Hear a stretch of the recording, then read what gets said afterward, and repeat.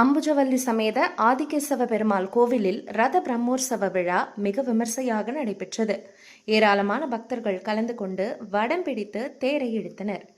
திருவண்ணாமலை மாவட்டம் கீழ்பெண்ணாத்துறை அடுத்த பூதமங்கலம் கிராமத்தில் பிரசித்தி பெற்ற அம்புஜவல்லி சமேத ஆதிகேசவ பெருமாள் கோவிலில் ரத பிரம்மோற்சவ விழா மிக விமர்சையாக நடைபெற்றது.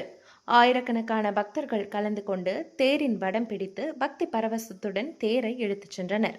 அம்புஜவல்லி சமேத ஆதிகேசவ பெருமாள் கோவிலுக்கு சொந்தமான இந்த தேர் கடந்த 27 ஆண்டுகளுக்கு முன்பாக பழுதடைந்து முற்றிலும் சேதமடைந்த நிலையில் அறநிலையத்துறை சார்பில் சுமார் 30 லட்சம் ரூபாய் நிதி ஒதுக்கப்பட்டது.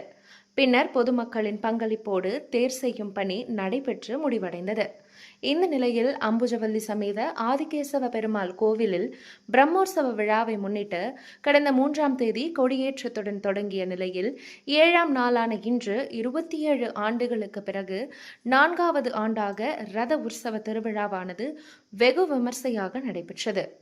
முன்னதாக அம்புஜவல்லி சமேத ஆதிகேசவ பெருமாளுக்கு அதிகாலை முதல் சிறப்பு அபிஷேகங்கள் ஆராதனைகள் நடைபெற்றது.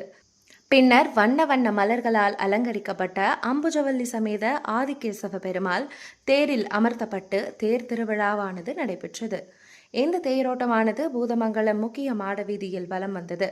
இந்த தேர் திருவிழாவில் பூதமங்கலம் சுற்றியுள்ள வேடந்தவாடி, மன்சூராபாத், அவலூர்பேட்டை, ஆர்ப்பாக்கம், மங்களம் என பல்வேறு பகுதிகளில் இருந்து ஆயிரக்கணக்கான பக்தர்கள் கலந்து கொண்டு பக்தி பரவசத்துடன் தேரை இழுத்துச் சென்றனர்.